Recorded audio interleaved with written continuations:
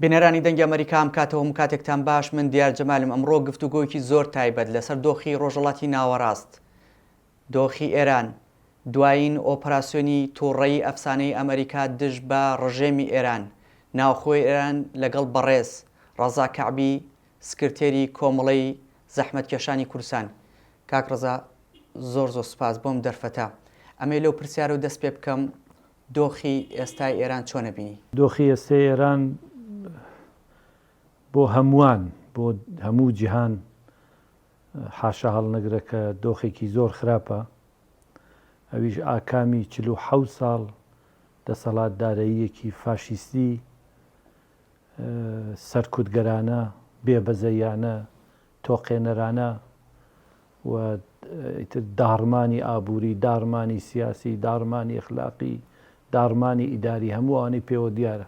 ئەگە زۆر بۆ دوورەوە نەچین ئەم قەیرانەی کۆماری ئیسلامی تێکەوتووە گرفتار بووە لە 7 ئۆکتۆبری 2023 بەڵێ سەرچاوە دەگرێت بەو هێرشەی کە کردی بۆ سەر حما بۆ سەر ئیسرائیل بە واستەی حماسوانە لەوە دایتر دۆخی کۆماری ئیسلامی بە تەواوی گۆڕا. بەڵام خارج لەو دۆخە خارج لەوەی کە ئەو ئۆپراسیۆنە لە دژی ئیسرائیل بەڕێوەی برد لە ناوخۆی وڵات شەپۆلی ناڕزایەتی شەپۆلی شۆڕشە یەک لە دوای یەکەکان تەنگی بە کۆماری ئیسلامی هەڵچنی بوو. ئەم ئۆپراسیۆن لەم کات و ساتەدا تا چەند گرنگ بوو پێویست بوو؟ کۆماری ئیسلامی هەڵەیەکی ئستراتیژیکی گەورەی کرد بەو ئۆپراسیۆنە لە دژی ئیسرائیل. هەم خۆی لە ناوبرد هەم هێزە نیابەتیەکانی هەم حیزبوڵڵای هەم میحوەری مقاومەت هەم بەشار ئەسەد هەم رووسیای سووریای ڕووخاند و ئەوەی تر نەتیجەی ئەو سیاسەتەیە کە کۆماری ئیسلامی گرتوویەتە بەر. بۆیە ئێستا کۆماری ئیسلامی لە ئاست لە بەردەمی داڕمانی یەکجاریە ڕووخاندنی یەکجاریە لە ناو خۆشەپۆلی ناڕزایەتیەکان یەکجار بەهێزە. هەر دوو مانگ لەمەوە پێش بوو کە شەپۆلێکی نوێی ناڕزایەتی خۆپیشاندان لە شارەکانی ئێران و کوردستان دەستی پێکرد.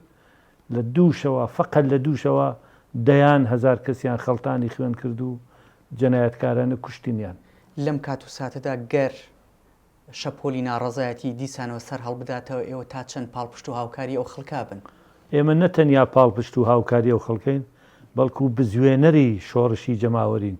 ئێمە بۆ ئەوە کارەکەین کە خەڵک ئەم ناڕزایەتیانە وردە وردە کۆبێتەوە بە شۆڕشێکی جەماوەری بەهێز کۆماری ئیسلامی لە ناو بەرێ بە تەواوی. لەم دۆخی کە هەیە حەزبە کوردیەکان هیچ بڕیارێکی سیاسی یاخۆ سەربازیان داوە بۆ سەبارەت بە ئێران؟ حزبە سیاسیەکانی ڕۆژهەڵاتی کوردستان ڕۆڵێکی گرنگ و پێشەنگیان گێڕاوە لە دەیان ساڵی ڕابردوو. لەم ساڵانەی ڕابردووش بە تایبەت دوایەوەی کە هێزی پێشمەرگە پاشەکشەی کرد خەباتی مەدەنی و سیاسی و جەماوەری لە ڕۆژهەڵاتی کوردستان زۆر پەرەی سندووە. مانگرتنهای زۆر گەورەی 15 ملیۆنی بەڕێوە چووە. ئەمە بە واستەی ئەوە بووە کە حزبەکان توانیانە پێشەنگی ئەم خەبات و مبارزاتەی خەڵکی کوردستان بکەن و توانیانە وەڵامێکی گونجاو بدەنەوە بەو سەردەمەی خۆیان. لە ئەگەری نەمانی ڕژێم ئایا کورد دەتوانێت چ ڕۆڵ و کاریگەریەکی هەبێت لە بنیاتنانەوەی ئێران؟ هەر ئێستا کە قسە دەکەین کورد ڕۆڵێکی گرنگی هەیە لە گۆڕەپانی سیاسی لە کوردستان لە ڕۆژهەڵات و لە ئێرانیش. لە ماوەی 47 ساڵی ڕابردوو شاید بۆ ساڵانێکی توولانی ساڵانێکی دوور و درێژ کە کۆمەلگای ئێران کپ کردبوو کۆماری ئیسلامی لە کوردستان بەرخۆدان و خەباتی پێشمەرگانە و خەباتی مەدەنی و سیاسی و مانگرتن بەڕێوە چووە. بۆیە کورد پێگەیەکی بەهێزی هەیە لە گۆڕەپانی سیاسی لە ئێران. بە ڕووخانی کۆماری ئیسلامی ئەم ڕۆڵە بە تەئکید گرنگترە بێ بەرفراوانتر دەبێ و کاراتر دەبێ.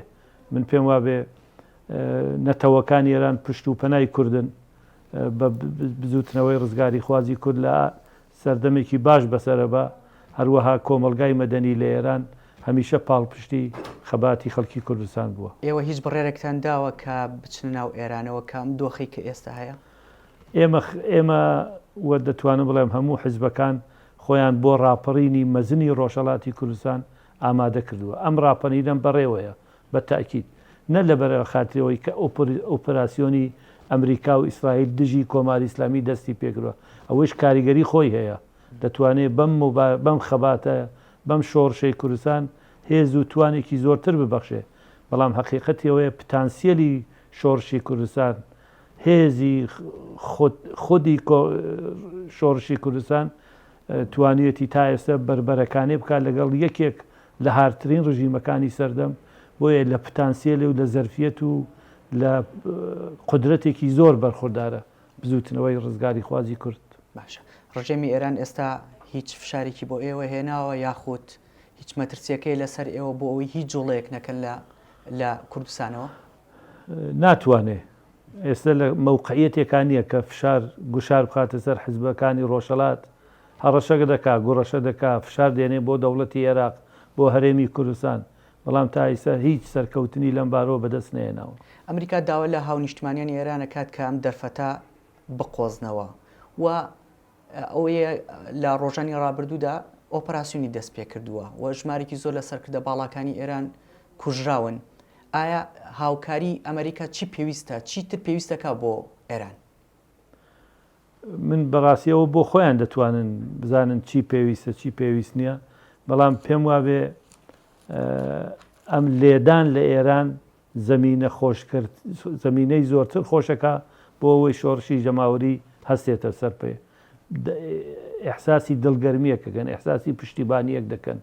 بۆیە من پێم وابێ ئەم ئۆپەراسیۆنە لە دژی کۆماری ئیسلامی دەستی پێکردووە دەتوانێت خەڵکی شۆڕژگێر، خەڵکی ئازادی خواست، نەتەوەکانی بندەست، ژنان، کرێکاران بیقۆزنەوە و لە پێناو ڕووخاندنی کۆماری ئیسلامی کەڵکی لێوەربگرن. هیچ دەنگۆیەکی ناڕەزایەتی هەیە ئێستاەوەی کە ئێوە زانیاریتانە بێ؟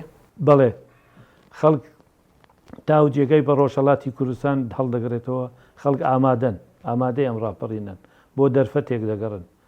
لە دەرەوەی کوردستانیش ئێمە ئەو دەنگ و باسانە و هەواڵانەی کە پێمان دەگا نیشان لەوەیە کە خەڵک وێڕای ئەوەی کە 2 مانگ لەمەوە پێش دەیان هەزار کەسیان لێ شەهید بووە و زۆر وەحشیانە کوشتاریان لێکردوون، بەڵام ورایان بەرزە و خۆیان بۆ قۆناغێکی دیکە لە خەبات و ڕاپەڕین ئامادە دەکەن.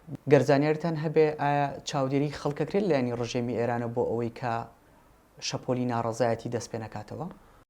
چاودێری دەکا، هێشتا دەتوانم بڵێم ئەوەندەیشی هێز لە بەردەستدایە، بەخرە 47 ساڵە دەسەڵاتی بەدەستە، هەڕەشە و گوڕەشە هەر دەکا، بەڵام ئەو تەوان و ئەو کنترۆڵەی بەسەر کۆمەلگا کە 6 مانگ لەمەوە بەربووی ساڵێ لەوە بە هیچ جۆرێ نەیماوە. وەکو زانیاریتان هەبێ لێرە لێ باسەوە کرێت کە هێزی چەکداری میلیشە شیعەکان لە عێراقەوە بەرەو ئێران ڕۆشتون، بەرەو بەتایبەتی شارە کوردیەکان. ئایا ئێوە هیچ زانیارێکتان هەیە لەسەر ئەم هێزە چەکدارانە و بەمبەستی چی ئەڕۆن؟ ئایا سەرکوتکردنی خەڵکە یاخود بەرگریکردنە لە ڕژێمی ئێران؟ لە شۆڕشەکانی پێشوو مەسەلەن لە شۆڕشی ژینا، لە خۆپیشاندان و ئەوەی لە مانگی پاییزی ساڵی 98 یا 2019 کە خەبات و خۆپیشاندانێکی زۆر بەهێز ڕوویدا و 1500 نەفەر لە خەڵک گیانیان بەخت کرد، دەنگۆی ئەوە هەبوو کە میلیشاکانی شیعە لە عێراقەوە هێنراون بۆ سەرکوت و خەڵک دەیان کوت کە دم و چاوەکان بۆ ئێمە نائاشنان بە زبانێکی دیکە قسە دەکەن. بەڵام بۆ ئەم سەفەرە من هێشتا ئاگاداریەوە نیم، پێم وانە بتوانن ئەو کارە بکەن با تۆجو بەو گوشارانەی کە ئەمریکا خستوێتی سەر دەوڵەتی عێراق و سەر حەشتی شعبی، پێم وانە بتوانن کاری وە بکەن. خەڵک هەیە لە زیندانەکانە بێ ئێستا بۆی ناڕەزایەتەکانەوە؟ بەڵێ هەن، زۆر گیراون.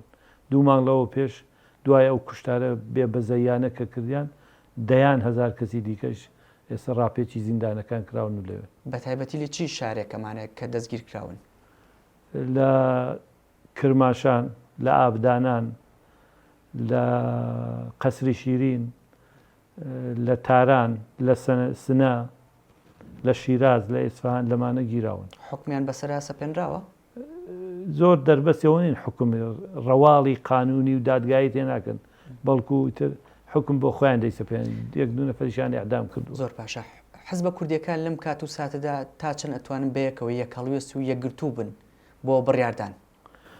ئێمە حوتوی ڕابردوو ڕۆژی سێ ڕەشەمە 5 حزبی کوردستانی هاوپەیمانێکی کوردستانیمان ڕاگەیاند و وەڵامێکی گونجاومانداوە بەم داخوازیەی خەڵکی کوردستان کە خوازیاری یەکگرتووی یەکەڵوێستی حزبەکانن کە پێکەوە لە گۆڕەپانی سیاسی لە ڕۆژهەڵاتی کوردستان دەوری و ڕۆڵی خۆیان بگێڕن. ئەمە ئەم هاوپەیمانیە دەنگدانەوەیەکی یەکجار زۆری بوو، زۆر پێشوازی لێکرا لە ئاستی میدیاکان، لە ئاستی جەماوەری خەڵک، لە دەرەوەی کوردستان، لە دەرەوەی وڵات. ئەوانە دیارە هەموو حزبەکانی لە خۆ نەگرەوە، هیواخوازین کە باقی حزبەکانیش پەیوەست بن بە هاوپەیمانی کوردستانی. زۆرینەی سەرکردە باڵەکانی ئێران وەکو بینیمان لە ڕۆژانی ڕابردوودا کوژران لەلایەنی ئەمریکاوە. ئایمە تا چەند گرنگ بوو وەروەها ئێران بۆ لە مولە ینی خۆی ئەدا بەدەستەوە بەڕای جەنابەت یان خوێندنەوەی جەنابەت یاخود بەرگریە کات. ئەو سەرکردە باڵانەی کە کوژران دیارە نیشانیدا کە کۆماری ئیسلامی بۆ خەڵکی خۆی جەنایەتکار و بۆ خەڵکی خۆی ئازایە، یعنی لە دژی ئەوان 47 ساڵە بە سەرکوتی ئەوانێن. بەڵام لە بەیانیە کە هەڵدەسن لە خەو ئەوە لە بەرابەر ئەمریکا و ئیسرائیل زەلیل داکەوتون، ئەمە نیشانداهەندەی پوچی ئەو ڕژیمەیە. بەڵام ئەوەی کە ئایا تەسلیمە بن یا تەسلیم نابن، من پێم وایە کۆماری ئیسلامی ڕێگایەکی دیکەی نەماوەتەوە.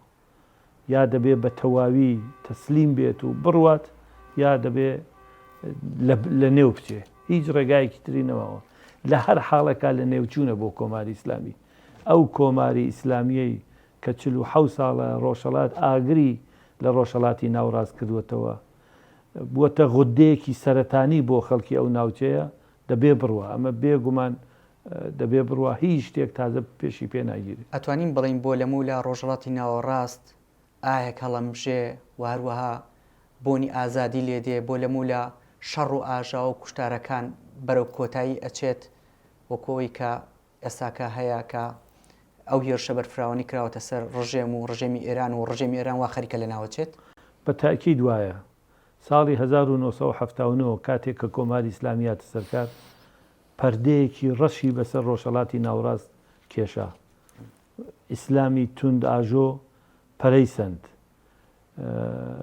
خشونەتی ئیسلامی پەرەیسەند و لە هەموو ڕۆژهەڵاتی ناوڕاست بووە عاملێک بۆ بشێوی، بۆ هەناردەکردنی ترۆر، هەناردەکردنی شۆڕشی ئیسلامی، بۆ هەموو ئەوانە حەولیدا و کاریگەریشی بوو. بەڕاستی ساڵانێکی دوور و درێژ ڕۆژهەڵاتی ناوڕاستی بەخۆ سەرقاڵ کرد بوو.